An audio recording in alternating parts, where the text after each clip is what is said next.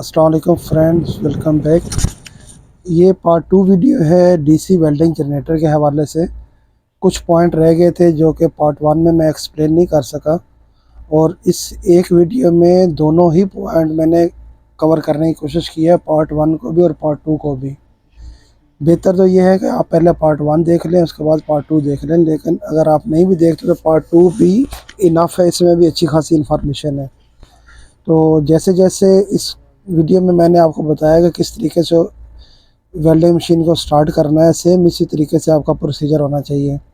आप स्विच की पोजीशन देख लें कि कौन सा स्विच किस पोजीशन पे है, स्पेशली ये रिमोट वाला और पैनल वाला। ये पैनल पे होना चाहिए, इमरजेंसी बटन रिलीज़ होना चाहिए।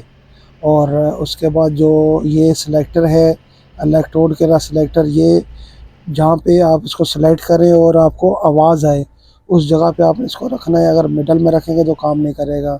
ये एम्पेयर कंट्रोल करने के लिए रियोस्टेट है, ये करंट कंट्रोल करता है। जब आप वेल्डिंग कर रहे हो तो उस टाइम अगर आपको लगे कि वेल्डिंग कम, मतलब वेल्डिंग सही नहीं हो रही, कटिंग हो रही है, तो आप एम्पेयर कम करेंगे। अगर आपकी इसी तरीके से वेल्डिंग अच्छी नहीं हो रही तो आप एम्पेयर को ज़्यादा करेंगे। तो अभी इस पॉइंट को बड़े गौर से आपने देखना है कि जो आपका मल्टीमीटर है, अगर तो वो डिजिटल मल्टीमीटर है जैसा ये नज़र आ रहा है, तो इसमें आप ब्लैक और रेड आपस में इंटरचेंज भी करें तो कोई मसला नहीं है। लेकिन अगर एनालॉग मीटर है तो ब्लैक नेगेटिव पे होनी चाहिए और रेड जो है वो पॉजिटिव टर्मिनल के ऊपर होनी चाहिए। तो उसके बाद आप जो एम्पेयर मीटर है, एम्पेयर सेलेक्टर है, ये आपने मेक श्योर करना है कि ये आपका सेंटर पे हो, जहाँ पे आपको आवाज़ आए टक की, उधर जिस जगह पे भी मेरा हाथ का निशान है, इधर होगा तो आप देखें मीटर के ऊपर 0 वोल्टेज आ रहे हैं। यहाँ देखिए आपको 62 वोल्टेज पूरे आ रहे हैं। इसी तरीके से आप आगे लेके जाएंगे तो ये 0 बता रहा है। किसी पॉइंट पे जाके कुछ वोल्टेज बताएगा, लेकिन ये वोल्टेज ऐसे नहीं है कि जिसके ऊपर आप वेल्डिंग कम कर सकें। तो आपको हमेशा इसको एग्जैक्ट पॉइंट पे रखना जहाँ के आपको साउंड आए, टक की आवाज़ आएगी, समझें कि अब आपका स्विच सही पोजीशन पे है। उसके बाद आप इसको रखेंगे नीचे, टिक के ऊपर रखेंगे, और फिर यहाँ से आप स्लोली इसको इंक्रीज़ करेंगे। जैसे जैसे इंक्रीज़ करेंगे ये मीटर के ऊपर आप देखेंगे कि 68, 69, इसी तरीके से किसी भी पॉइंट के ऊपर जाके वोल्टेज ब्रेक नहीं होने चाहिए। अगर 62 मिनिमम है और मैक्सिमम 90 है तो इसके बीच में किसी भी जगह पे आपके वोल्टेज जो है वो ख़त्म नहीं होने चाहिए, मीटर के ऊपर शो करते रहने चाहिए। अगर किसी जगह पे जाकर वोल्टेज ख़त्म हो रहे हैं, इसका मतलब ये है कि आपका ये जो कंट्रोलर है जिसको आप अभी घुमा रहे हैं एम्पेयर कंट्रोल को, ये ख़राब है, ये आपको चेंज करना है। ये एक पॉइंट हो गया।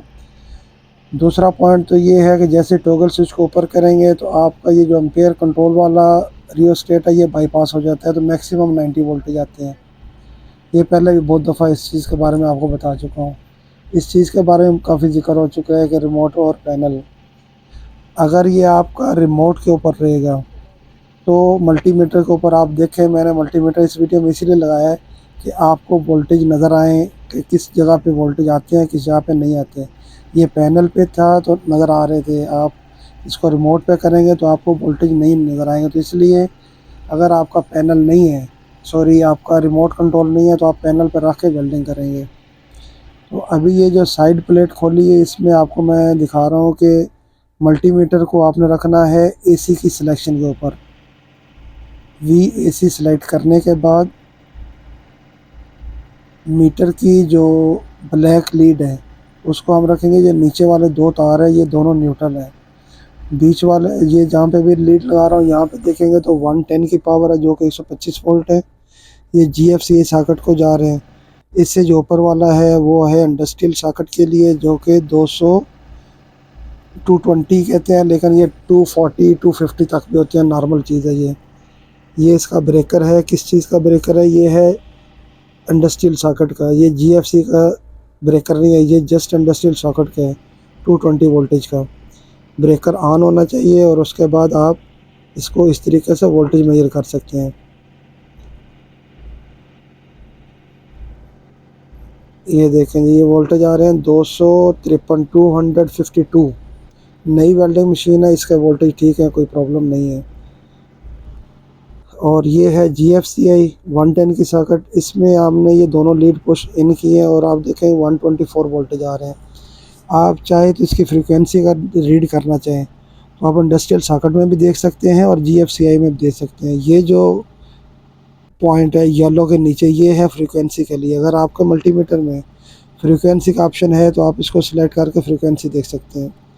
अगर ये 60 हर्ट्ज से कम है या 60 हर्ट्ज 61 से ज़्यादा है तो ये वाला पॉइंट है, यहाँ से आप फ्रीक्वेंसी इसकी कम और ज़्यादा कर सकते हैं। ठीक हो गया जी। ऊपर वाले पॉइंट को लूज़ करेंगे, नीचे वाले को टाइट करेंगे तो फ्रीक्वेंसी कम होगी।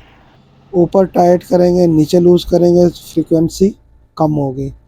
और इस तरीके से आप अपनी अगर देखें मल्टीमीटर की लीड से आप इसको टेस्ट कर सकते हैं। दोनों जो पिन है इसको इन और आउट करेंगे, अगर ये लॉक और अनलॉक हो रहा है तो मतलब आपकी सॉकेट ठीक है। ये इसका थर्मल ब्रेकर है। थर्मल ब्रेकर ये सेम लाइक ब्रेकर है जैसा कि 220 का लगा हुआ है, लेकिन ये रीसेट होने वाला है। अगर आपका करंट 16 एम्पीयर से ज़्यादा होगा तो ये ट्रिप करेगा और इसी तरीके से आप इसको पुश करेंगे तो ये रीसेट हो जाएगा। ये जो दो फ्यूज़ हैं ब्लैक वाले, ये DC के वोल्टेज हैं, 90 वोल्ट DC। इनमें से कोई एक फ्यूज़ भी अगर उड़ जाता है तो आप देखेंगे कि आपकी जो वेल्डिंग आउटपुट है मल्टीमीटर, मैंने इसीलिए लगाया दिखाने के लिए, देखें 16.9 है।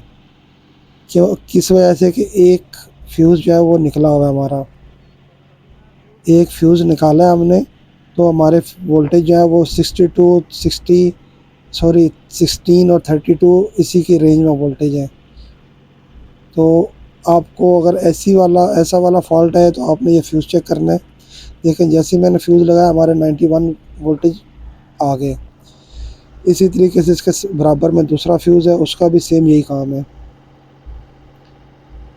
इसको भी हम निकालेंगे तो हमारे वोल्टेज जो है ना वो 16 से 32 इतने आ जाएंगे। देखें ये 15 वोल्टेज है। इसका मतलब क्या हुआ कि अगर आपकी DC आउटपुट नहीं आ रही तो आपने सबसे पहले क्या काम करने, आपने ये दो फ्यूज़ेस चेक करने। अगर आपके जो पैनल पे स्विच है वो पैनल पे रखा हुआ है तो आपने ये दो फ्यूज़ चेक करने हैं। दो फ्यूज़ चेक करने के बाद, अच्छा ये स्टार्टिंग रिले है, ये भी आपको बता दूं कि अगर कभी स्टार्ट ना हो रही हो और ये वेल्डिंग मशीन तो ये स्टार्टिंग रिले में प्रॉब्लम हो सकती है। उसके बाद जो लास्ट पॉइंट अभी आपको बताने लगा हूँ जो बहुत ही इंपॉर्टेंट है कि अगर कभी हम वेल्डिंग करते करते वेल्डिंग जनरेटर को यूज़ करते करते इसके ये जो आपको 3 वायर नज़र आ रहे हैं, कार्बन बुशेस के वायर हैं, कम्यूटेटर के ऊपर लगे हुए हैं। ये जो एक्साइटर साइड है, इस साइड में जो वायर है वो 108 है, मिडल वाली 105 है और उससे आगे वाली 106 है। तो इसका ग्रिप किस तरीके से निकालना है ये मैं आपको आगे दिखाता हूँ कि आपको ये जो रेड कलर की वायर है इसको बाहर खींचेंगे। उसके बाद नीचे इसके सेंटर में एक लॉक है प्लास्टिक का, मेटल का लॉक है। अभी मैं आपको पुश करके दिखाता हूँ। उसको पकड़ के आप उसमें प्रेस करेंगे और अपनी तरफ खींचेंगे तो वो लॉक रिलीज़ हो जाएगा और हम कार्बन बुश की लेंथ देख सकते हैं। अगर तीनों कार्बन बुश की लेंथ सेम नहीं होगी या कम्यूटेटर के साथ कनेक्ट नहीं होगा तो भी हमारी वेल्डिंग आउटपुट नहीं होगी। ये देखें, ये निकाला हमने। ये निकालने के बाद अभी कार्बन बुश देखते हैं इसकी लेंथ कितनी है। अगर आपकी वेल्डिंग मशीन की कार्बन बुश की लेंथ इतनी ज़्यादा है और वो कम्यूटेटर के साथ टच है तो इसका मतलब आपका यहाँ पे फॉल्ट नहीं हो सकता। चाहिए जिसको जैसे आप लगाएंगे, लगाने के बाद ब्लैक वायर को 1-2 बार ऐसे खींचेंगे तो स्प्रिंग उसको वापस लोड करेगा। तो इसका मतलब ये है कि ये ठीक